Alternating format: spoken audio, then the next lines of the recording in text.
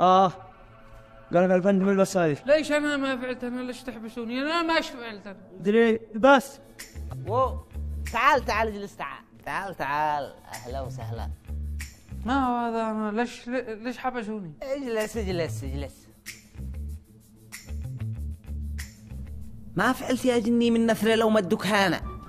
والله ما فعلت حاجة، ما بالله متحت القيادة على موقفها المشرف من أجل فلسطين، ولا فعلت أي شيء ولا مذكر للملطع. ما لكم اشبه؟ شلوا هذا الخاين واحبسوه.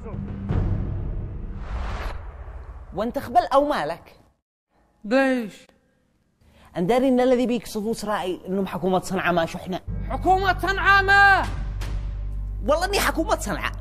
الراديو قال الذي بيقصفوا اسرائيل حكومتنا.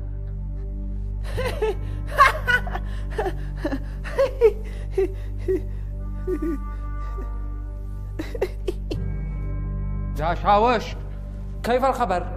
كلامه صدق؟ ايوه صدق.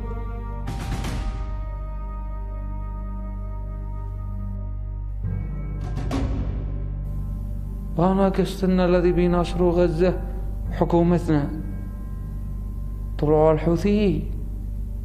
المفروض تأكد قبل ما اطلع اتكلم. كله بسببك يا حمود، انت والمقالب حقك هذا. والله ما كنت اتوقع انه يحصل هكذا. الحين كيف نخرج مصطفى؟ يا حسن اهدأ، لا تديلي شلقلك فوق راسي. اعرف حل، خلينا نبصر ايش افعله بمصطفى.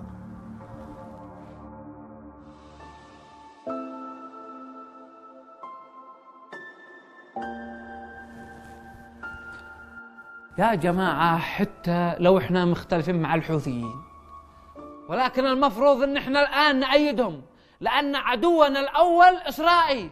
او ماشي؟ لا حد يسمعك.